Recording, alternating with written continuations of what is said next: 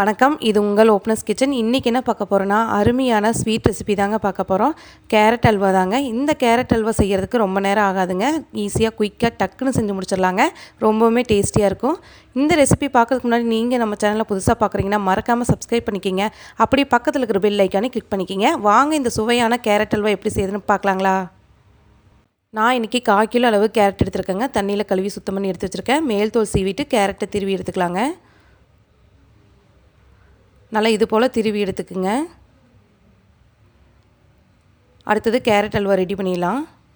First முந்திரி திராட்சையை நெய்யில் வதக்கி எடுத்துக்கலாங்க. அதுக்கு 2 டேபிள் ஸ்பூன் அளவு நெய் சேர்த்திக்கலாம். வெறும் 4-5 பொருள்லேயே இந்த ஸ்வீட் செஞ்சிடலாங்க. ஈஸியாக செஞ்சிடலாம், ரொம்பவுமே டேஸ்டியாக இருக்கும். நெய் நல்லா உருகுனதுக்கப்புறம் முந்திரி பருப்பு சேர்த்திக்கலாம். 5லேருந்து 8 முந்திரி பருப்பு எடுத்துருக்கேங்க. முந்திரியை நல்லா கோல்டன் ப்ரௌன் ஆகிற வரை வதக்கிக்கலாங்க. நீங்கள் இது கூட பாதாம் பருப்பு கூட சேர்த்திக்கலாம்.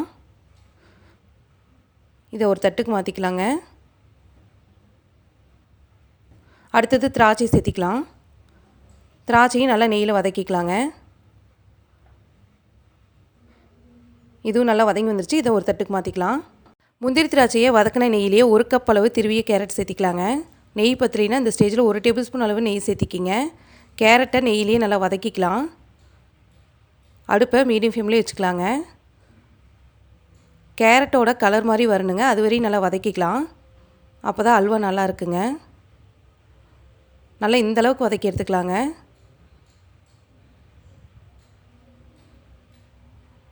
கேரட் நல்லா கலர் மாதிரி வந்ததுக்கப்புறம் 1 கப் அளவு பால் சேர்த்திக்கலாங்க. அதாவது 1 கப் அளவு கேரட்டுக்கு 1 கப் பால் கரெக்டாக இருக்குங்க. பால் சேர்த்தி நல்லா கலந்துக்கலாம். பால்லேயே நல்லா கேரட் வெந்து வரணுங்க. அடுப்பை மீடியம் ஃப்ளேம்லேயே வச்சுக்கலாங்க. நல்லா கலந்து கொடுத்துட்டே இருக்கலாங்க.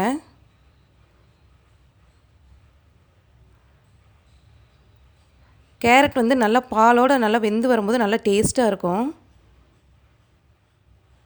கேரட் இப்போ நல்லாவே வெந்து வந்துருச்சுங்க. அடுத்தது சர்க்கரை சேர்த்திக்கலாம். 1/4 கப் அளவு சர்க்கரை சேர்த்திக்கலாங்க. உங்களுக்கு இனிப்பு எந்த அளவுக்கு வேணுமோ அந்தளவுக்கு நீங்கள் சேர்த்திக்கிங்க. இந்த இனிப்பே கரெக்டாக இருக்குங்க. சர்க்கரை சேர்த்தனா நல்லா இலகி வரும். நல்லா திக்காகிற வரையும் வதக்கிக்கலாங்க. இந்த ஸ்வீட் பார்த்திங்கன்னா ஈஸியாக குயிக்காக செஞ்சு முடிச்சிடலாம். ரொம்ப நேரம் ஆகாது. நல்லா இந்தளவுக்கு சுண்டி வந்ததுக்கப்புறம்